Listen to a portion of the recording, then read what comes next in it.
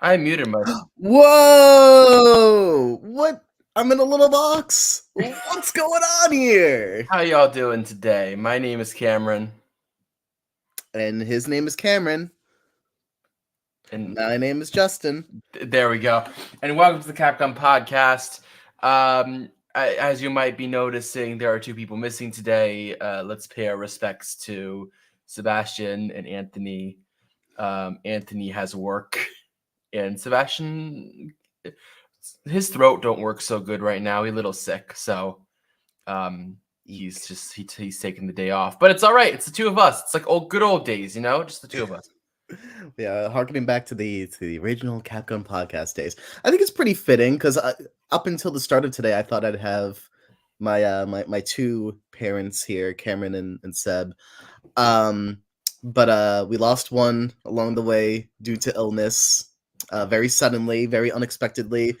And now Cam and I are gonna take a little voyage into the bush. Wait, am I in this scenario? Am I a mom or a dad? Well, if you're Hector, this one time you get to be the dad. And Seb is also the dad. Or he's sure, yeah, why not? Yeah. You know what? We just ruined the analogy. Justin, how have your last 2 weeks? It's a strong word, by the way. I just set it up. You're like, how do I tear this down real quick? You know what? If you can do it all the time, then so can I, and I will not be apologetic. Name one time I've ruined something. Go on. It's the fact that you can't keep a straight face. The fact, no. All right, not ruined. Put it off the rails. The fact that the show basically revolves on you picking things off the rails 3/4 of the time. Revolves. That makes it sound like I'm like center of the universe, and that's not something I would say out loud. My grandmother is watching today, so hooray! I mean, so how have your last 2 weeks been going, Justin? What's been going on with you?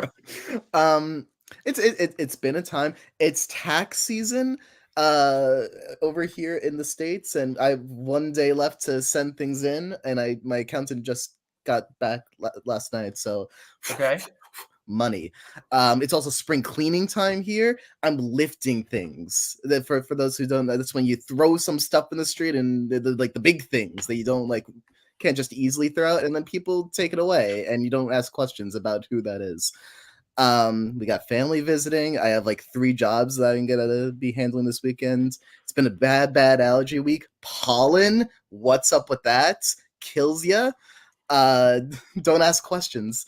And I bit my tongue a little bit, so I've been going through it.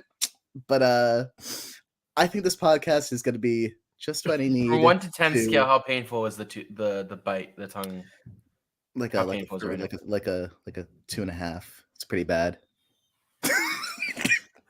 Okay. From a 1 to 10, you're at a 2.5, and that's pretty bad. It's pretty bad.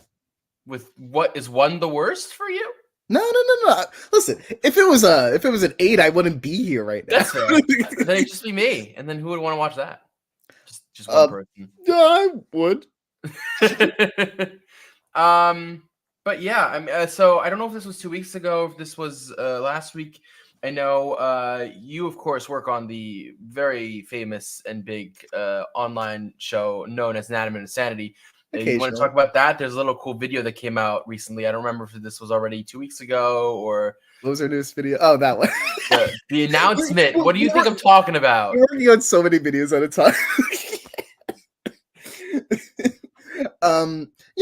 So this was 2 weeks ago. It was over 2 weeks ago now, where we posted a video announcing that we have our big Anatomy and Insanity BFDI tour coming up. So we are going to a few locations. I'm trying to remember the exact order of them, but it's New York, LA, Chicago, Houston, Seattle, and Fort Lauderdale. Not in that order, but close enough.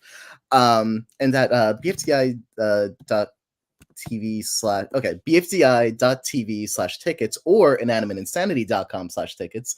You can buy your tickets now, unless you New York tickets are currently sold out, but we have an extra day that goes live on the 17th, and Cool. LA tickets are sold out, and Fort Lauderdale tickets aren't on sale to the 17th. But right this second, if you're in the Houston, Seattle, or Chicago area, you're in luck.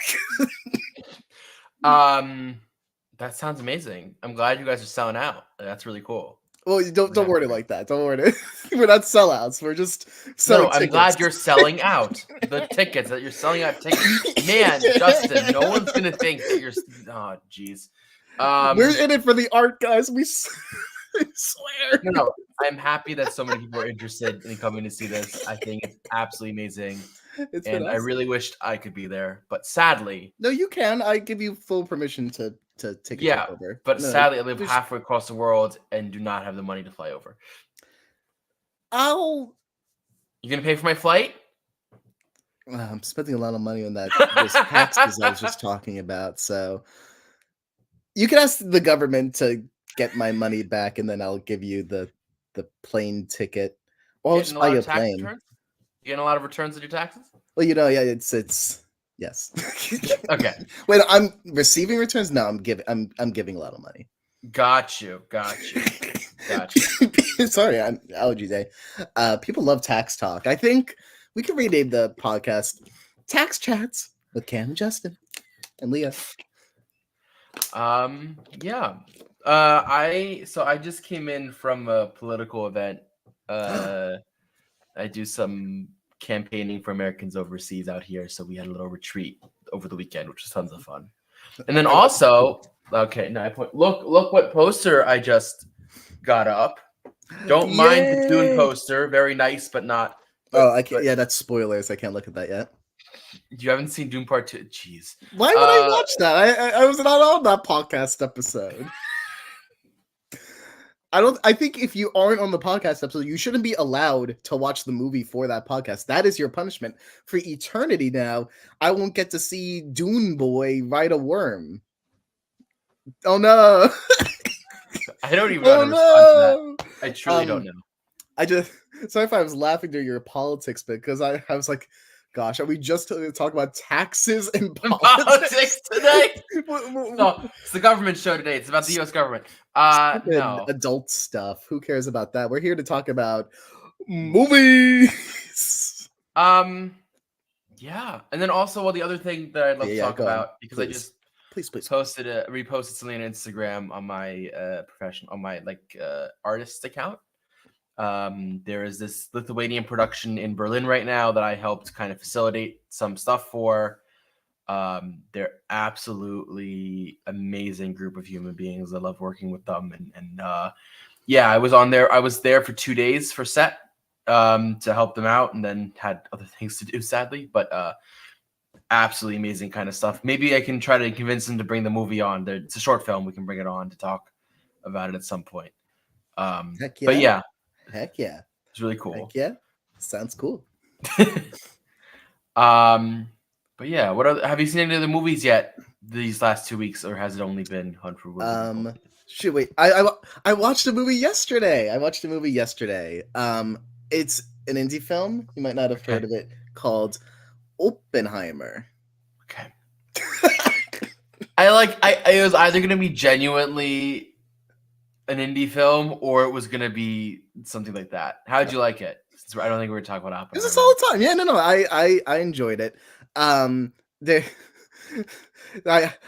was like, there were points where I'm like, wait, who's this person? I'm the minutia. I'm like, wait, but then they start talking about the emotional effects of Big Kaboom, and I'm like, oh, I'm feeling this so deep, and this is the pain of pain of science. Also, more Einstein. I would have liked that. I agree. Little guy. I think more that's my biggest note right there. Could have used a little more of that guy. Who, a cutie. I guess we have an Einstein stan. I didn't know I was until now. Just a little guy. But no, movie was a very good time. But was it a Hunt for the Wilderpeople level movie? I'm gonna put my hands on my hips and go, let's discuss. I guess that's a perfect segue into. Let's see, had more life stuff to talk about. Any other movies to shill? I mean, talk about. I saw a couple films. I think I'd save it for 2 weeks from now. So the original topic that I wanted to talk about today, that I proposed at least, was about like how we watch movies and like formats and stuff like that. Like talking about like IMAX, because I saw Blade Runner with like a laser show, and that was a mood. It's not But too late to switch it back to that, because I think that if it's just the two of us, it'll be pretty funny how we have you who cares and I who really doesn't. which is why I want to have an actual discussion about this. Okay, so you got to keep the cool film people in here. We'll bring the Anthony and Seb who can actually have a discussion with you instead of me going, yeah, I don't know what IMAX or Dolby really means except for bigger and maybe louder. But one time I heard a friend talk to me about 4D seats. That sounds cool. Have you never seen a 4D theater? No. No. Sometimes I watch movies on my laptop in a dark room and I go, this is peak. This is peak. Oh boy. So maybe you dodged a bullet changing the topic. Justin and I already think 3 steps in advance. So Hunt for the Wilderpeople, I guess. Yay!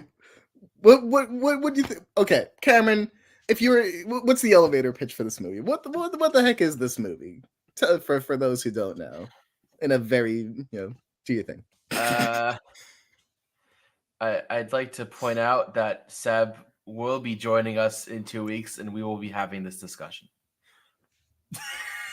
All right, yeah. So, thank you, Seb. So it's it looks to be a 2-on-2 discussion here, where Anthony and I will like get into the minutia of the IMAX versus Dolby versus ScreenX, and then you guys will go, I don't know.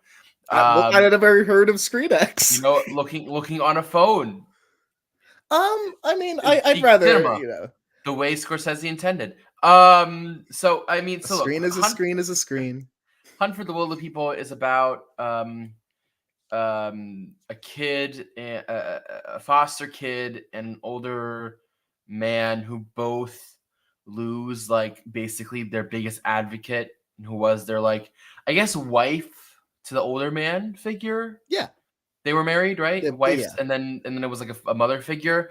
And when she dies, the both of them like the kid fears like he's gonna go back into the system, and so he runs into the forest. And they both kind of get stuck with each other, running into the forest and kind of going like kind of not finding out where they like getting lost and running away from the law. Right. So it turns out, when your adopted kid is not being considered yours anymore by the system, the foster care system, by Child Protective Services, whatever it is, they're like, well, okay, the mom's gone, so, and she's the one who wanted the kid, so we're taking the kid back. He and doesn't want that.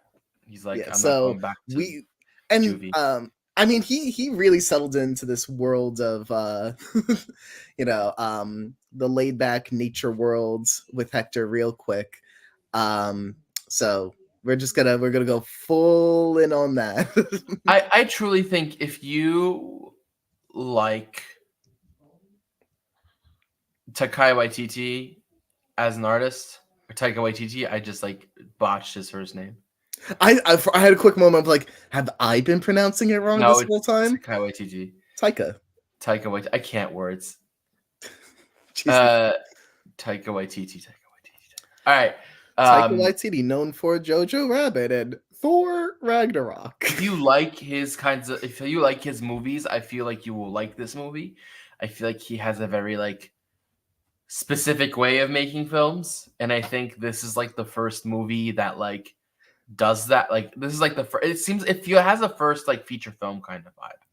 Yeah, it's offbeat, but in a very homely way. Like you feel comforted in the ways that it is silly and offbeat. It has an interesting way of dealing with mourning and sadness that feels genuine, but isn't like I don't like to use the word sappy, but it's not like it doesn't relish in the in the pain of it all. Life moves forward, but you still feel it. There's a lot going on in this film. But it feels grounded. Like, Very. I feel like when I watched Next Goal Wins last earlier this year, I really felt like that film didn't feel grounded for most of the time. But this, like, and I think JoJo does, because it is just so ridiculous that, like, the fact that it's so ridiculous makes it grounded. You know what I mean? Like, but this film felt so real and so, like, grounded in its storytelling, and, like, everything felt believable, where I just went, this is a fun story, and I really enjoyed it. That's why I really love this film. I really can recommend it. It is currently on Netflix in the US. And I too would say that I highly recommend this film. And now that we told people that the basic B word stuff, we could put the little spoiler thing on here and we could actually talk about it. Yeah, so spoilers for all of you. All of you that haven't seen it yet. I love these guys. Ricky and Hector. Holy heck, is that a dynamic duo? I love any story in which you have to warm the old person's hearts. I think it's classic. Like, is it a trope though? I think it's kind of a trope at this point, right? Yeah, I'm sure it has been for long before we were born. Yeah, this is a pretty big, like, but it's great. It's done. I mean, it's all in how it's done. Sure. I love this duo. They work off each other well, despite being so different. You feel the. I'm worried at first because Bella, you know, the auntie at first is like kind of like not only the force keeping the two of them to link together, obviously, but also I think from an audience perspective, she feels like the linchpin of everything that's going on. You lose her and you're like, what is this now? But I think that's the excitement of it. How do these guys make it work? I gotta be honest. I came into this movie blind, absolutely not looking at any trailer or any like blurb. Like, I just like clicked on the play and like just watched it. I knew the poster pretty well at this point. I've seen it around, but otherwise, yeah, same. What were you saying? And when Auntie dies, I was so devastated, and I was like, where's this movie gonna go? Like, I knew that Hector and Ricky were like kind of like on the marketing everywhere, and I didn't didn't see Bella really in the marketing. So I was a little worried for her. Not worried. I wasn't. I wasn't even thinking about the possibility of death. I was just thinking that like they'd, you know, for some reason the two of them need to go do something without her. But it's so sudden. It's so sudden. Taika real good at like using the highs to really destroy you with the lows, because you get the emotional high of a new doggy that's not named Zig, and and then they're playing around, and then right after tragedy. It's like, I mean, if I think about it though, it's literally like he did it so well in JoJo too. When JoJo's mom dies. Can we write spoilers for Jojo Rabbit here as well for a movie that came out? Enough. We have spoilers for the Woods for people. Jojo Rabbit came out after. That's fair. I don't know. It's just a part of the podcast that you have to kind of assume that per spoiler section is going to be at least one spoiler for some other movie as well. Which is why I know about things for Dune 2. Karen's like, it's in the trailer, and I'm like, the trailer I avoided. Go on. I think honestly, there are some moments in the fact that they warm up to each other is so nice. And like, there's that scene when they're in the cabin with the three strangers. Oh, those girls. The fact that it's like the same, like you can tell like this is a low budget film because they use the same like 7 or 8 people, like the same 7 or 8 characters the whole entire film for every single bit. I don't think it would have been as effective if that wasn't the case. Fair, but it's still funny. Sure. Yeah, I feel you. And the fact that they're the ones that like, you know, there's the scene where basically they make everyone think that it's a pedophile situation. Oh gosh, yeah. And it comes back like 2 more times after. Well, it comes up in the newspaper, it comes up in their in the final confrontation. It's poor Hector just wants to protect this kid from the system. And honestly, you bring up those three guys. In terms of supporting cast, well, I guess Bella counts, but the highlight for the chase is like, oh my gosh, Paula. Oh my gosh. Right. Paula's amazing. The Child Protective Services-esque person who's like getting so into the hunt. Like, she's so fun. What were you gonna say? I put this into my letterbox review. Mm-hmm. And I don't know why this old Phineas and Ferb meme has been going around recently. Okay. Like, if I have a nickel for every time, I'd have 2 nickels, which isn't a lot, but it's weird that it happened twice. It's weird that it happened twice. Yeah.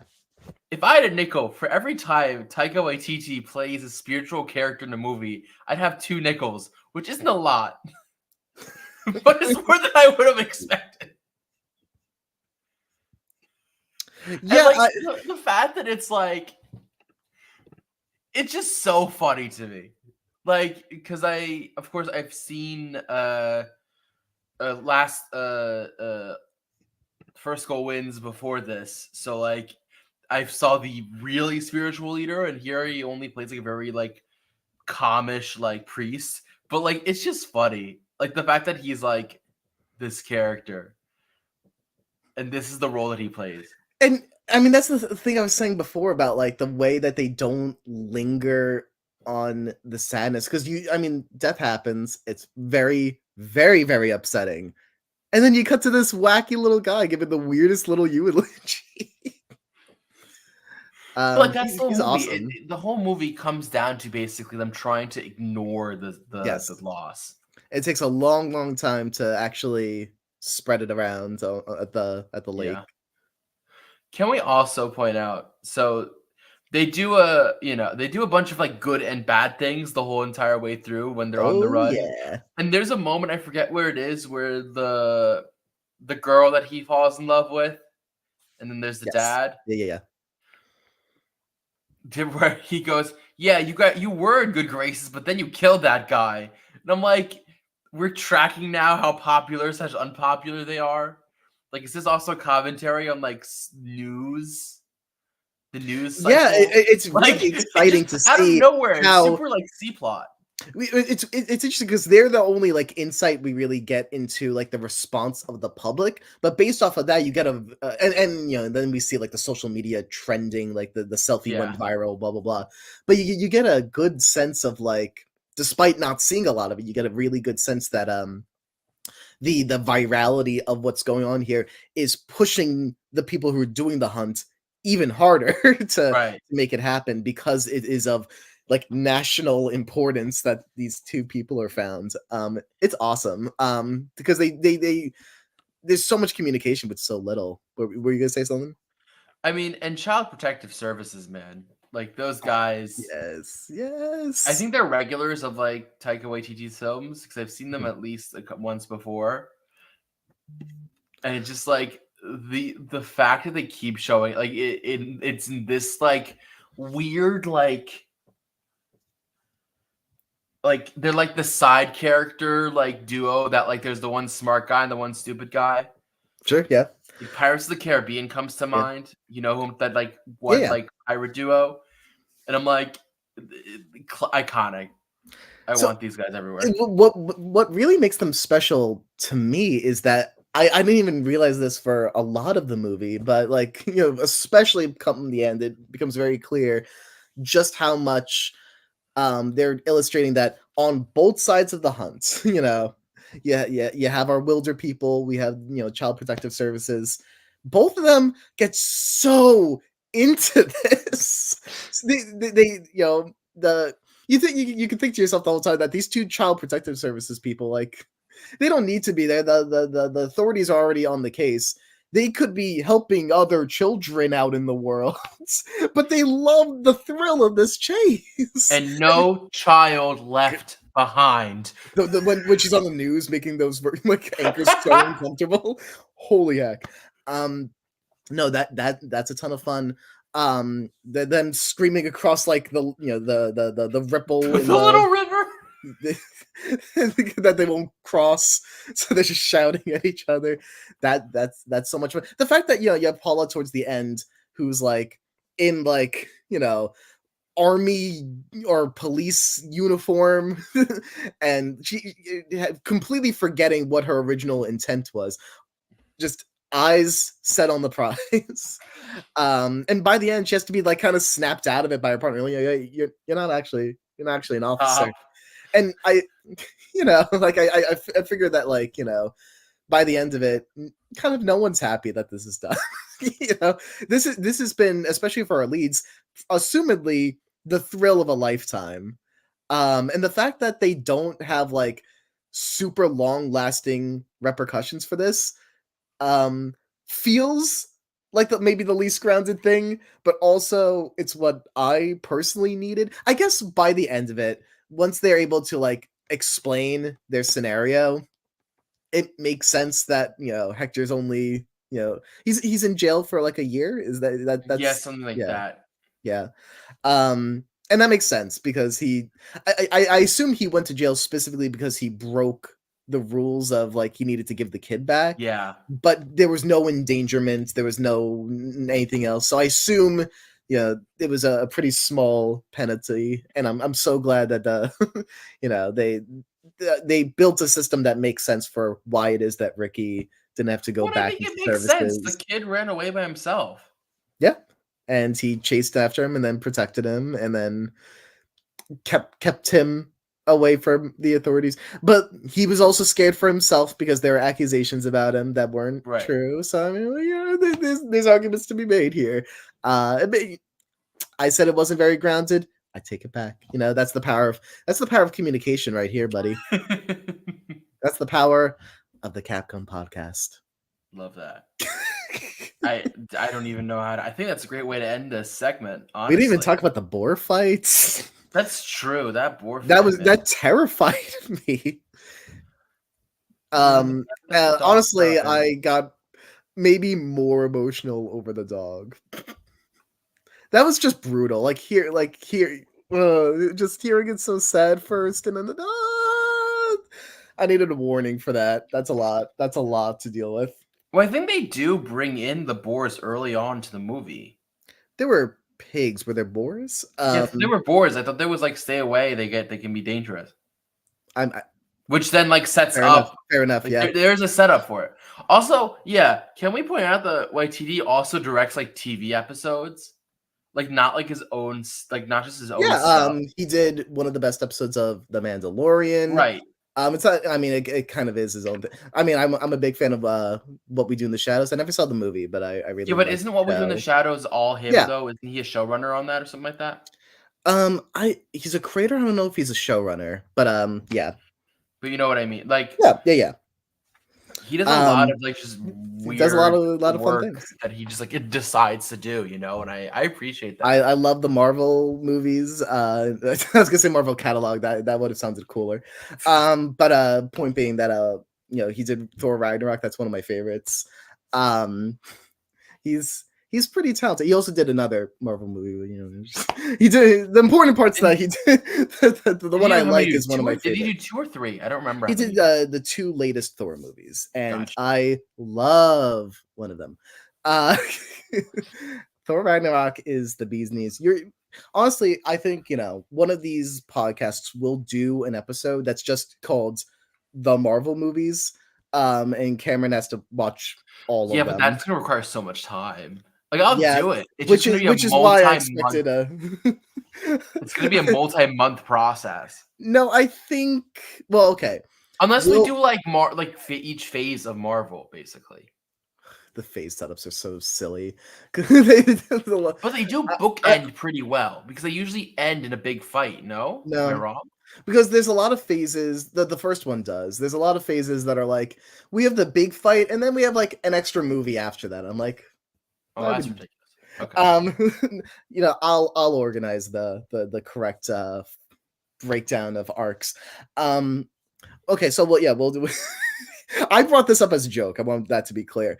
But now that we're getting into the conversation, I like talking about Marvel stuff.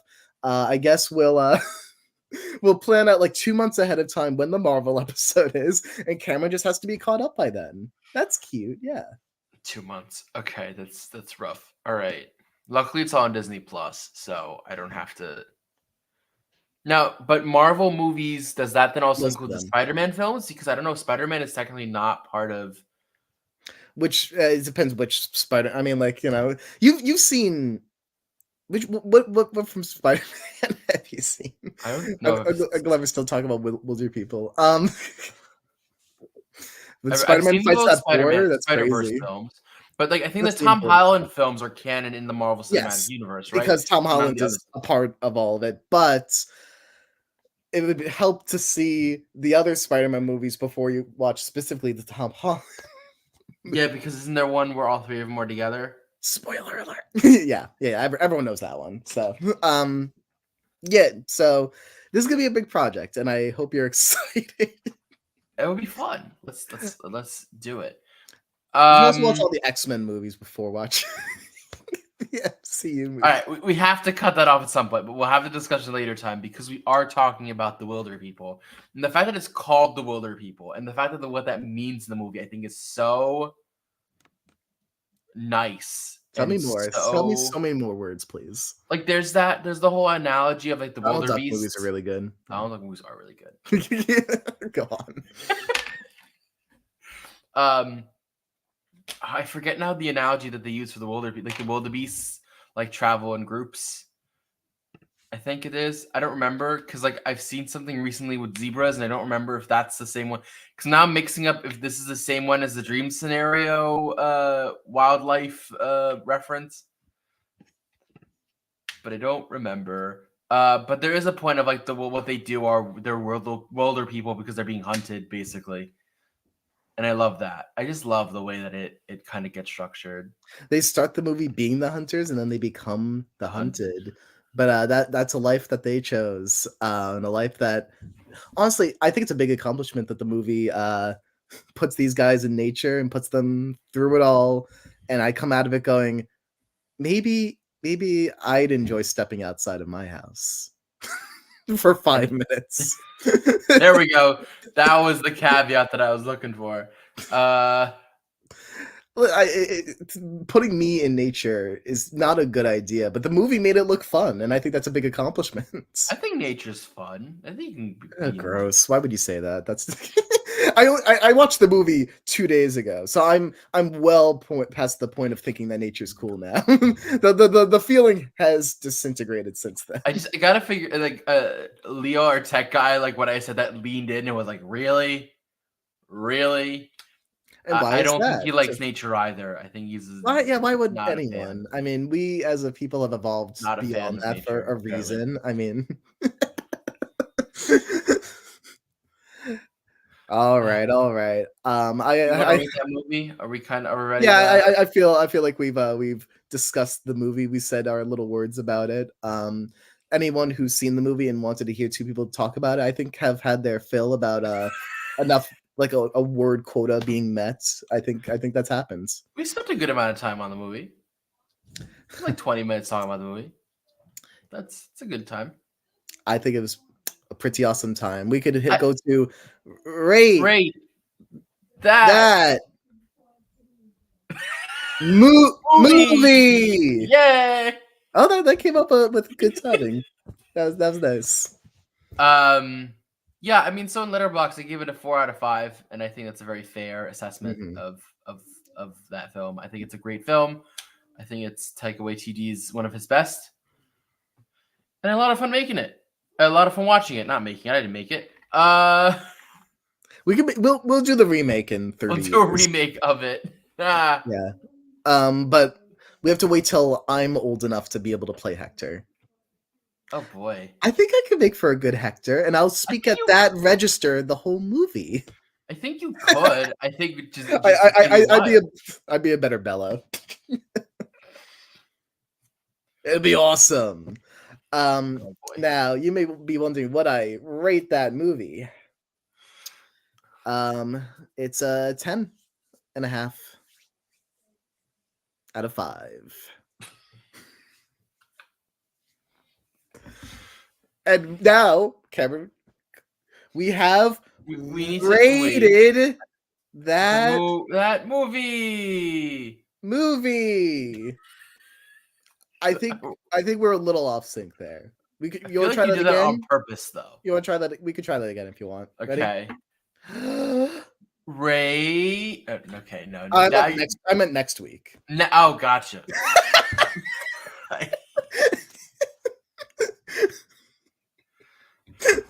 What is this? It's 1 week without the others, and it's already more off the rails than usual. We talked about the movie longer than we talked about Kung Fu Panda. No, that's the worst part. And that's not the worst part. That's the best part. I'm so productive. I'll talk about the movie. I'll do the job. I'm a podcaster. This is what I was born to do. So because we didn't do it this week, in 2 weeks, we're gonna do American Fiction, which you can watch on Amazon Prime. At least in Germany, I think you can. I think it's 99 cents in the US. So Justin, go watch it with Anthony, and I'll pay you $1.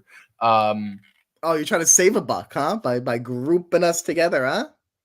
I will pay for $1. I will give you guys $1 US. I do not care how you two spend it. If you guys watch it together and then use it that way, then I will. Or you'll discount us like 50% off. I'll give you each 50 cents. Yeah, basically. But you guys tell me how you think about it. I'll consider it. I think, Anthony would appreciate going on a little date. So since I think I would have given Anthony the next movie, but he's not here. So what does that mean? So Justin, in a month, what movie do you want to see? Oh gosh, I wasn't prepared again, like last time. Just always be prepared to list the movies. Okay. I think we should do. I didn't. I'll do the movie I considered last time. I'm. By the way, so glad we did Hunt for the Wilderpeople. I think it's one of our best ones that we got to watch for sure. Yeah. I think I was thinking about like doing the DreamWorks marathon once we start with Kung Fu Panda 4. I was like, oh, we'll break up the animation a little bit, savor it, really be able to appreciate it each time it comes up. So that's why in 2 weeks I would like to have all 4 of us for Puss in Boots: The Last Wish. Isn't there a first Puss in Boots film? You don't need to watch it. Okay. All you need to know about the first one that's relevant to the second. It helps if you've seen the Shrek movies, or at least one of them that has Puss in Boots in it, but that's not really necessary either. You just need to know it's Zorro's a cat, and it's fun, and it's a fairy tale-ish world. But the only thing you really need to know from the first movie is that Puss in Boots is pals with a cool black cat. And then you don't really need to know much about her. She has some trust issues. Yeah, that's about it. Yep, you're set to go. Well, Seb, you can recommend that next week, in 2 weeks, when you're here. Yay! Or do we just say, what is The Last Unicorn? What is this movie? I've heard of it. I hear it's really good. I don't know much about it though.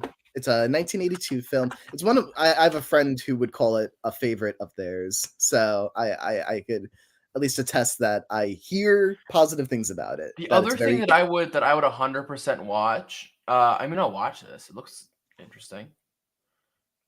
If we can find out where to watch it. Where can we watch Puss in Boots? Is that Peacock? It is currently on Netflix. I know for a fact, though, that it's about to leave Netflix, and when it does, it'll move to Peacock. Gotcha. But I think at this exact moment of this podcast happening, it is on American Netflix. Okay. It's good to know. Yeah. Another movie that I would also throw into the ring for not in 4 weeks, but in 6 is Food Inc. 2 is coming out. Tell me more. So Food Inc. is it not old, but like it's a documentary about like how food is made. Should I watch the first one? I don't know. I haven't seen the second one, and I don't know how it builds upon the first one. I guess, but like it's about like how animals are mistreated and stuff like that. It was like one of those like, especially for like cows, right? How like beef and milk production is, how beef and milk are produced. I if we want to do a documentary every once in a while, that might be a good movie to do. I'm Just throw down that for out there. that. Yeah, it really comes down to, do we want to make podcasts that are like bolstering, like, here's the big movie that's gonna get people to click on the video, or do, or do we go, well, no, we are thoughtful, artsy individuals who are gonna watch what we want to watch. Back to the sellout conversation. I think it's Normally, like this is a conversation for off podcast, but I think it's an interesting funnier, thought though of funnier like this who way. are we as like I feel like as a group we're just a bunch of people that like to watch all sorts of movies. It's true. We I do. think that's the kind of pot like you don't know what movie you're gonna watch. It's like we're like Movie Go in that we give you a movie recommendation every week, every 2 weeks to watch, Or and if it's we all over ever the place. don't like the movie, we go a not recommendation. That's fair. But like we all watch a movie together. It's a movie club where only the four of us talk when the four of us We are should, here. after we do a bunch of these, we should put together like a tier list of all the movies that we've seen for the podcast. I think that'd be a I'm lot of down for fun. that. And we could also do, Ooh. So Leo just pointed out Ghibli yeah. Fest is end of April, like for Studio Ghibli. Here's the thing. That's a lot of movies. And I wouldn't do all. I wouldn't do all of them, but if, like if we want to pick some, I'm down for it. I think a couple would be interesting. I think that's a thought to have. I think offline we should have a meeting of the four houses. There's Discuss quite a them. few that have been meaning to see, so I'm definitely down for that. So for the last 20 minutes, I want to talk about kind of the two of us, and we've made a couple movies together, and we're planning on making another movie together. Little spoilers. And because of that, I think it's very interesting, especially if you're not in the industry, like working with people is always something that like becomes very fascinating, right? Like it's something strong. We're a uniquely collaborative industry, and I don't think most industries are this collaborative. Like I think they are collaborative, not this collaborative. You know what I mean? I know what you mean, Cameron. I mean, yeah, it's an industry where people have their specialties, and to be able to create a film, you need a lot of different skills linking together in perfect unison. So I just want to talk about that, like especially like how we've made now 3 films together, Sure, yeah, right? Like as a that's what writing you team, count. we wrote what did we write together? We That one, did this one, and the other one. we did House Sitters. Moving on, Words in the Air. Did we do that together? Sure, yeah. I did the first draft, or did You I? did the first draft. You. No, I I mean, did the first draft, and then you did second. you do the concept for all of these films, and I go, oh, I'll add a few words. Hey, you that's very sometimes simple monstrously process. change the idea and make it better. Or you come up like Moving On is always the best example that I give of like this idea of like originally Moving On, which is this black and white poster over here, is So, about did you four. also make Dune? No, I said that at the beginning of the episode that I didn't make Dune. But I don't have the other posters yet. I need to Cameron's still- being modest. He did make Dune. Wait, I'm supposed to do this. I can't. And he brought in the whole like the reason why there's like this aura in the air of the film that there is, and we'll talk about it once we release it. But basically one of the whole movie comes in that one of their friend group has been dead for a while, and they all come together for the first time after that death. And that And was like a supposed to be in the kissing original ring. movie. Yeah. That was Justin's idea. Apparently, an idea that he didn't actually mean seriously, and was Is just a that random. right? You literally said to me, "Oh, I just meant that like as a random like suggestion. I didn't know you were gonna run with it." Well, that doesn't mean I didn't mean the suggestion. Sometimes I will say nonsensical things for the sake of being really funny.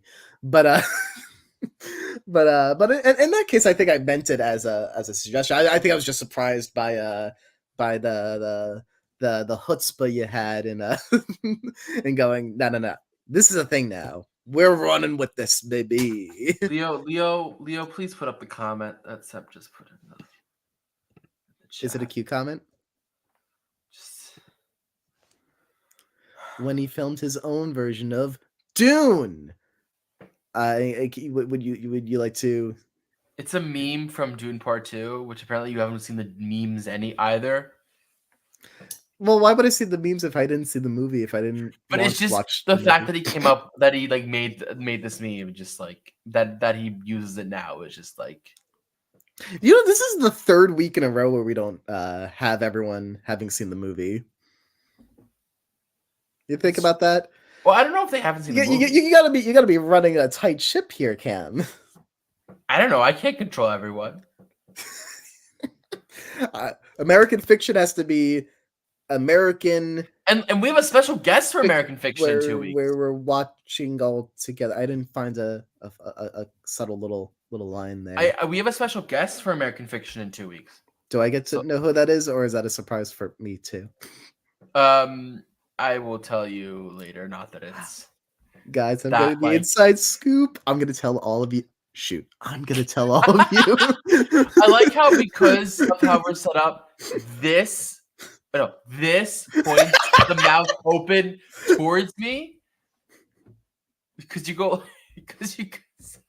like, I'm like, okay, so you're not playing the bit. I'm gonna leak the inside deets.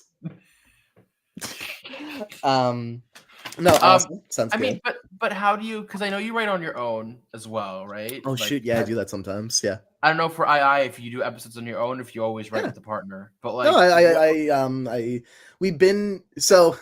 II had this ridiculous process. For those who don't know, Anatomy and Sanity is a silly little web series I've been working on since I was 14 years old. Stars a voice actor, became a writer. Initially, when we would write, we would have a Google Doc in front of us, and there'd be 3, 4, whatever of us, typing away all at the same time. Jeffrey is looking forward to the review. Yes, I can't wait. American fiction. I can't wait. Point being that so our newest season, our third season, is the first season in which we started. We would have the general. Sorry, no, just the fact that I did the bit with the mic and Leo is just like gonna kill me the next time he sees me. Apparently, I was very loud. I apologize. So you were saying a bunch of you had a. Well, yeah. So we would write in unison. Well, we'd have like the gist of what is happening in the story, but then we'd write it out in unison, and then of course tweak it afterwards. But since like 2021, we've been writing individual scripts, and that's worked way better for us. Sure. So for our latest season, I got to write 6. Wait, no. 1, 2, 3, 4, 5, 6. I wrote 6 scripts, but the 6th script was split into 2 episodes. So technically got to write 7 episodes for our new season, including our finale duo episodes. It was a crazy fun time.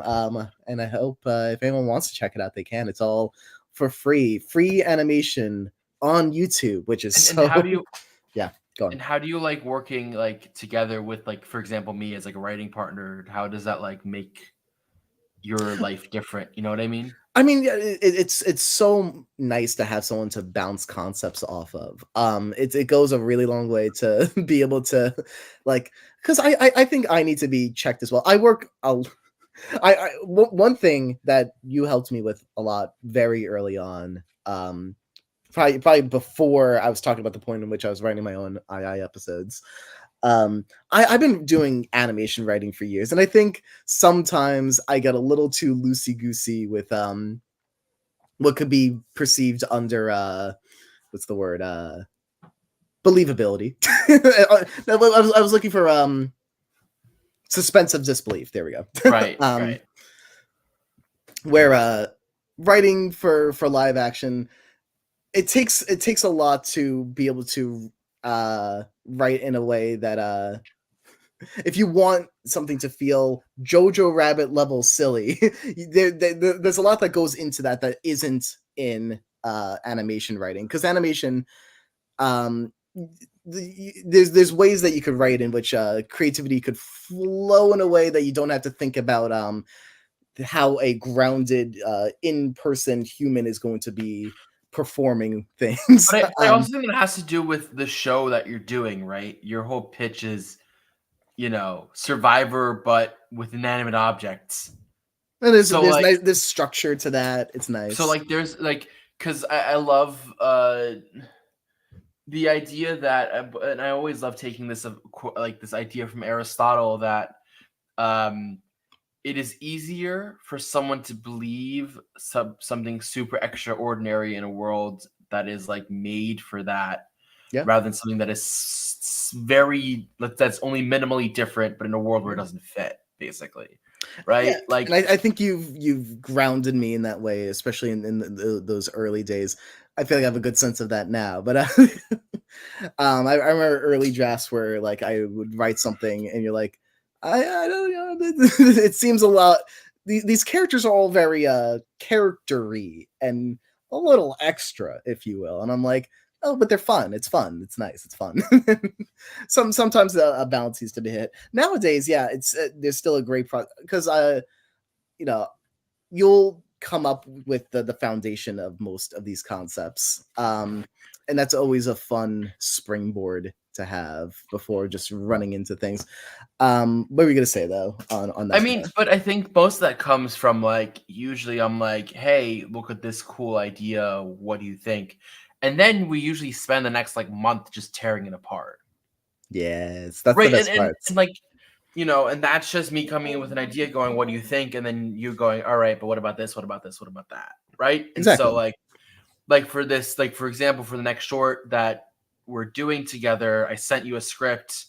And then I mean, I knew that it wasn't ready yet. And so now what I'm doing is literally going beat by beat, like act by act, and going, well, this is what we need for each of these parts. And I'm like, I'm not following this character's motivation, or Right. how do we get this? So how do we push this character and to the most extreme that character could go?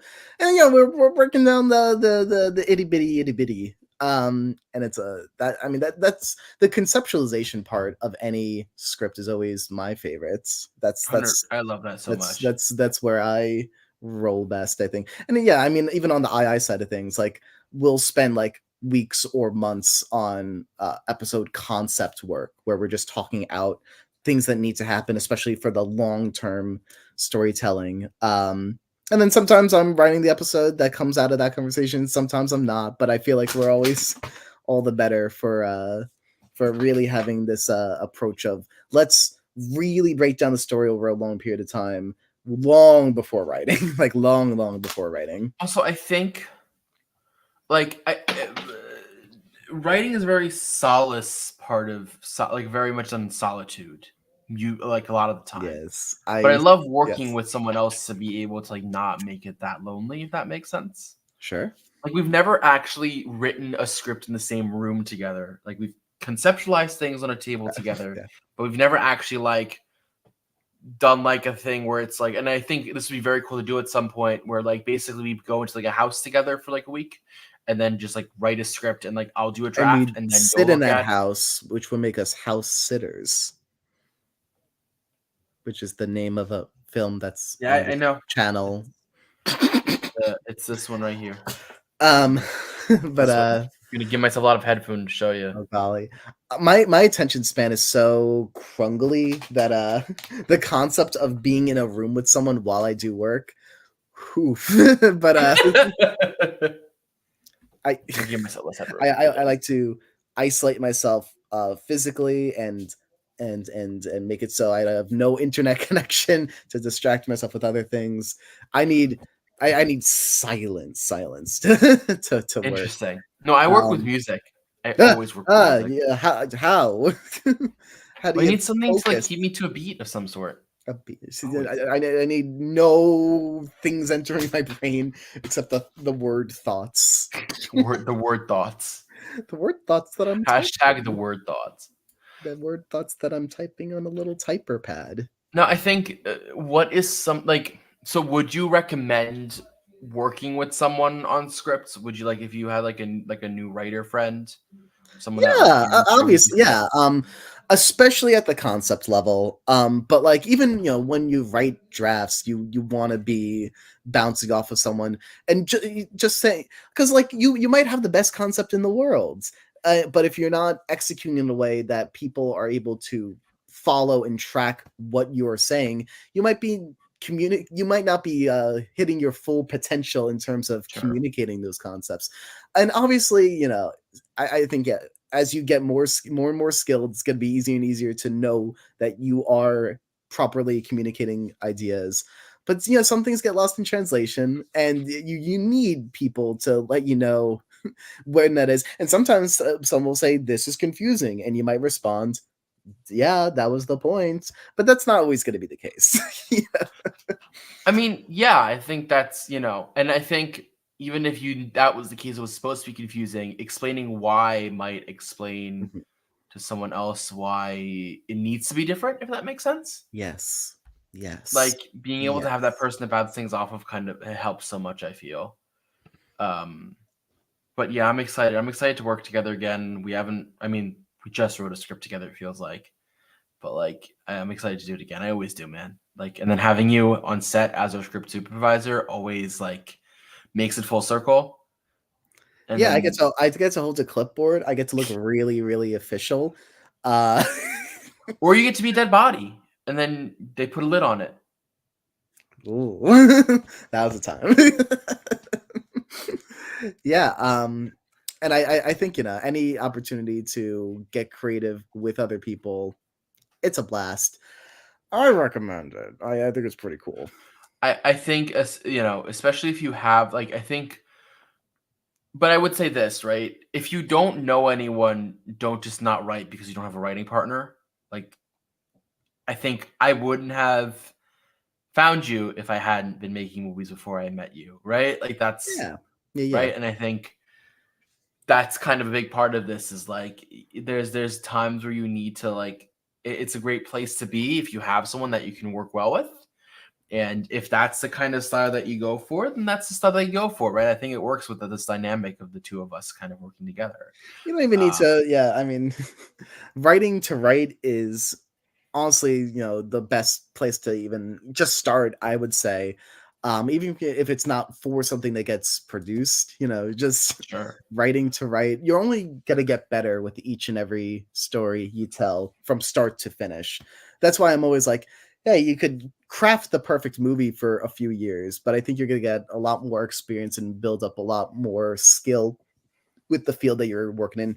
If you go through from A to Z on Yeah. multiple smaller projects over and over and over again. In the II world, that's what I've been able to get to do more frequently now.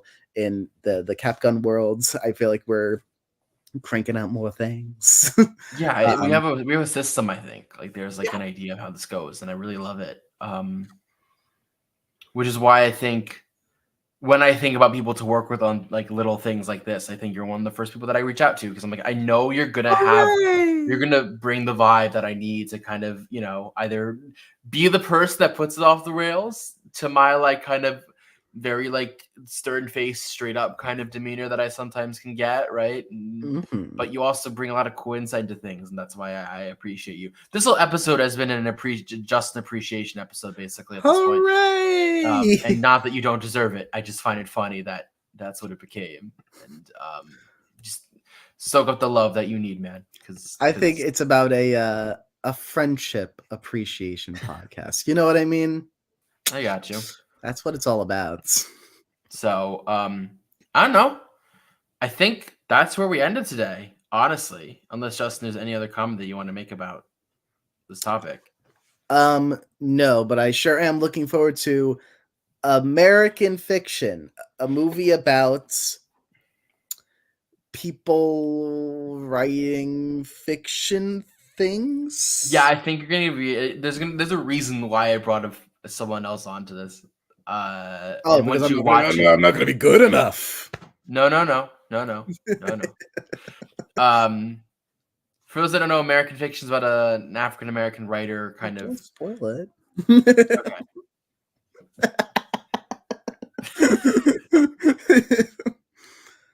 I can't with you. So go watch. He's been Cameron. Oh, we're doing the. So go watch American Fiction.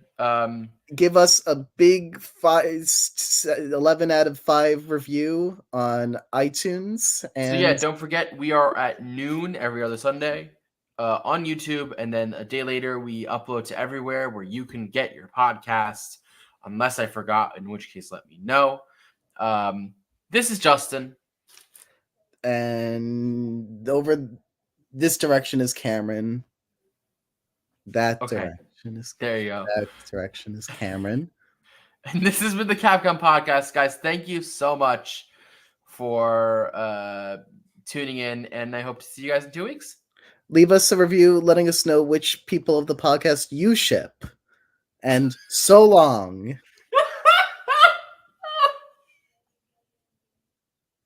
And cut.